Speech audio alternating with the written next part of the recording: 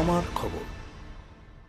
অজয়ের জল বাড়ার ফলেই অস্থায়ী ফেরিঘাট বন্ধ। বীরভূমের জয়দেবের বাঁশ দিয়ে ঘিরে দেওয়া হয়েছে ফেরিঘাট, যাতে যান চলাচল না হয়। বেশ কয়েকদিন আগেই রাজ্যে প্রবেশ করেছে বর্ষা। অতিরিক্ত বৃষ্টি বীরভূমে না হলেও রাজ্যের বিভিন্ন জেলাগুলিতে অল্প বিস্তর বৃষ্টিপাত শুরু হয়েছে, আর সেই বৃষ্টির জল নেমেছে বিভিন্ন নদ নদীগুলিতে। নদ নদীতে জল নামার ফলে বেশ কিছু নদ নদীতে জলের পরিমাণ বেড়েছে অনেকটা, আর এই জল বাড়ার ফলে বেশ কিছু জায়গায় ফেরিঘাটে জল পৌঁছেছে কানায় কানায়। কোনো দুর্ঘটনা যাতে না ঘটে সেই কারণে বিভিন্ন ফেরিঘাট বন্ধ করে দিয়েছে প্রশাসন। ঠিক একইভাবেই বীরভূমের জয়দেবে দীর্ঘদিন ধরেই রয়েছে অস্থায়ী ফেরিঘাট। এই ফেরিঘাট দিয়ে প্রতিনিয়ত যাতায়াত করেন অসংখ্য মানুষ, কারণ বীরভূম বর্ধমানে খুব দ্রুত পৌঁছে যাওয়া যায় এই ফেরিঘাট দিয়ে। রাজ্য সরকারের তরফ থেকে একটি নতুন ব্রিজ নির্মাণ করা হয়েছে, কিন্তু সেই ব্রিজ উদ্বোধনের অপেক্ষায়। তাই উদ্বোধন যতক্ষণ না হচ্ছে ততক্ষণ পর্যন্ত সর্বসাধারণের জন্য বন্ধ রয়েছে নবনির্মিত এই ব্রিজ। রাজ্যের মুখ্যমন্ত্রী মমতা বন্দ্যোপাধ্যায় জেলা সফরে এলে তিনি এই ব্রিজের উদ্বোধন করবেন, তারপরেই সর্বসাধারণের জন্য খুলে দেওয়া হবে এই ব্রিজ। কিন্তু বর্ষার জল যদি আরও বাড়তে থাকে তাহলে কিভাবে যাতায়াত করবেন তা নিয়ে শুরু হয়েছে কৌতূহল সাধারণ মানুষের। আমাদের অসুবিধা হচ্ছে বলতে ফেরিঘাটের উপর নির্ভর করেই তো আমাদের এই জয়দেব কেন্দুলির সঙ্গে আমাদের বর্ধমান ডিস্ট্রিক্টের সংযোগ, পশ্চিম বর্ধমানের সংযোগস্থল।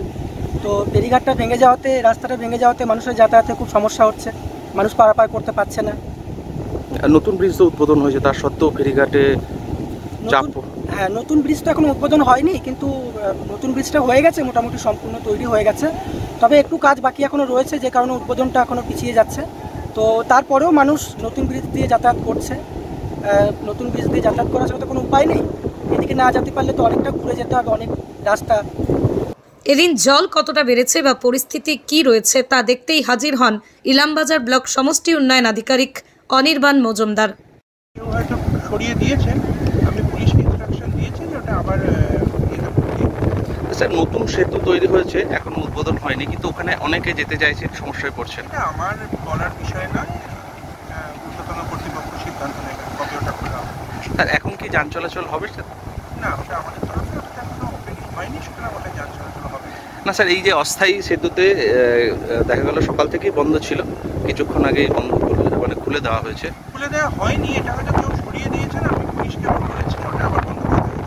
মেরিল্যান্ড প্রি স্কুল, যা হয়ে উঠতে পারে আপনার সন্তানের শিক্ষারম্ভের সঠিক ঠিকানা। 2 থেকে 6 বছর বয়সী শিশুদের ভর্তি চলছে। মেরিল্যান্ড প্রি স্কুলের ঠিকানা মেরিল্যান্ড বিল্ডিং, প্রভাত সরণি, বোলপুর, বীরভূম। আমাদের যোগাযোগের নম্বর 9434012886। দেখতে চোখ রাখুন আমাদের ফেসবুক ও ইউটিউব চ্যানেলে।